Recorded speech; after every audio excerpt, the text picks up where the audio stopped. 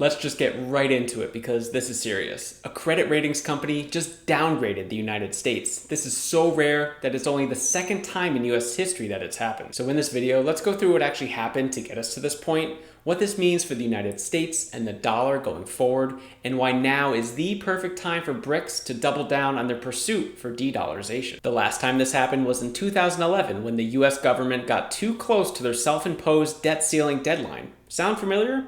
It's basically the same thing that happened just this year when the United States decided to kick the debt ceiling can down the road until after elections in 2025. But let's back up for a little more context. Just like people have credit scores, countries have credit ratings. And think of the credit ratings as grades you would get in school. The ratings go from AAA, or top of the class, all the way down through D. AAA is where the US used to be, but recently it was downgraded by credit ratings agency Fitch to AA+, which is still considered really good because it's investment grade. But right now, the country is only 3 grades away from being speculative grade, which quite honestly would be pretty embarrassing. So what did the United States even do to deserve this downgrade? Fitch outlined a few reasons, but really the biggest reasons that they mentioned were because of debt. And according to them, the United States is no longer as trustworthy as they once were. I mean, who can blame Fitch? The United States has to be the only developed country that openly talks about defaulting on their loans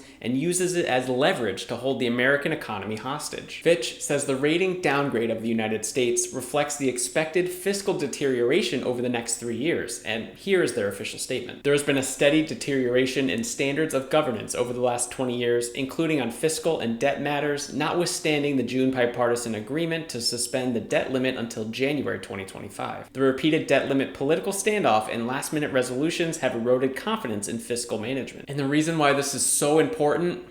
Money. More specifically, the dollar. The US has always been a beacon of safety where other countries come to park their reserve dollars inside it because the US has always gotten the best grades. More specifically, foreign countries use their dollars to buy US government bonds, $7.4 trillion to be exact, with Japan, China, and the UK dumping in the most dollars. This credit rating should be seen as a way to gauge a country's reputation, and the United States' reputation has always been very strong, never defaulting, and always paying investors back the interest that is owed to them. But let's focus on the US debt, which keeps climbing and climbing and climbing, currently closing in on $33 trillion. Let's not forget that more debt means more interest, and interest rates not only impact the consumer's ability to borrow more money, which is becoming a lot more expensive, but it also impacts the United States as a whole. The easiest analogy I can think of when talking about the American debt is the United States effectively takes a credit card and uses that credit card to pay off other credit cards. So the US is fixing one problem by creating the same problem, which, yeah, it makes no sense. But this is why, in fairness, the United States has never defaulted on its loans because they can just keep borrowing more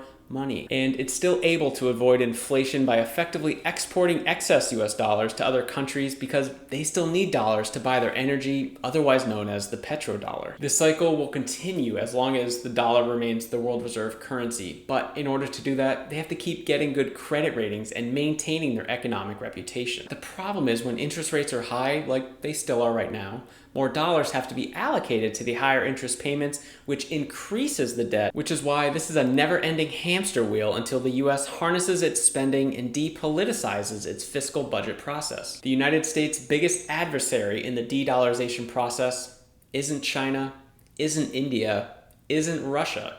It's themselves. The United States has fallen out of the AAA club, an exclusive club that now only 9 countries can claim, none of them in BRICS. But for context, I thought it'd be interesting to see where Fitch rates the 5 BRICS countries compared to the United States. Brazil was just upgraded from BB- to BB. Russia sits at a C rating for obvious reasons. India has a BBB-. China is the closest to the United States with an A+ rating.